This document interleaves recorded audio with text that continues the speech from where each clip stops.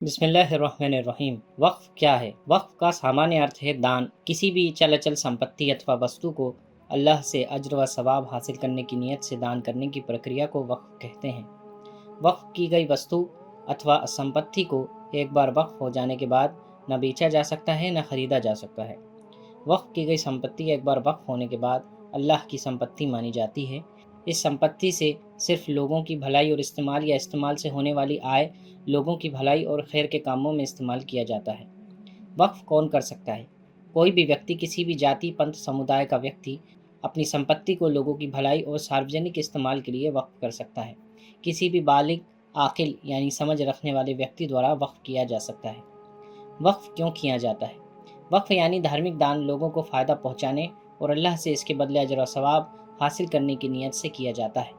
जिस प्रकार अन्य धर्म के लोग धार्मिक कामों के लिए मंदिर, धाम, मठ, चर्च और गुरुद्वारों आदि के लिए अपनी निजी संपत्ति दान करते हैं, वक्फ़ भी ठीक उसी प्रकार का दान है। वक्फ़ के क्या फ़ायदे हैं?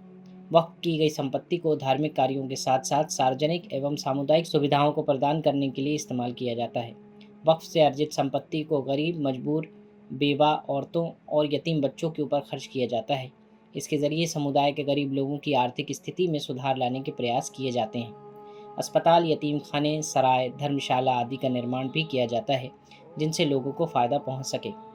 क्या किसी की भी संपत्ति को वक्फ किया जा सकता है? वक्फ की जाने वाली संपत्ति पूरी तरह से वक्फ करने वाले के कब्जे में होना ज़रूरी है। कोई भी शख्स किसी अन्य व्यक्ति की संपत्ति को वक्फ नहीं कर सकता। वक्फ के बारे में कुछ गलतफहमियाँ। इस्लामोफोबिया से ग्रसित मानसिकता के कुछ लोग वक्फ के बारे में अजीब व गरीब बयानबाजी और बातों से समाज में गलतफहमी फैलाने का काम करते हैं।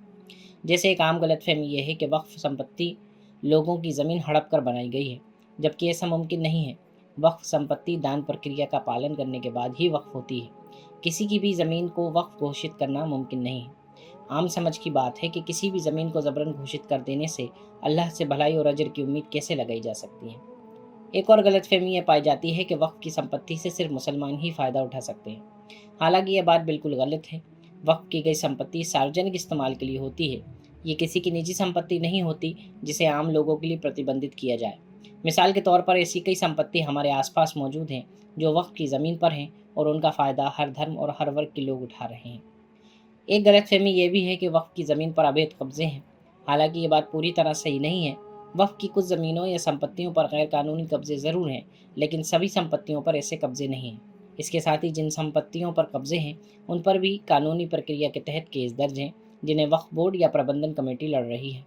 इस तरह और भी कई गलतफहमियाँ पाई जाती हैं जिनकी कोई हकीकत नहीं है। वक्फ एक धार्मिक और सामाजिक कार्य है जो सार्वजनिक कल्याण के लिए किया जाता है।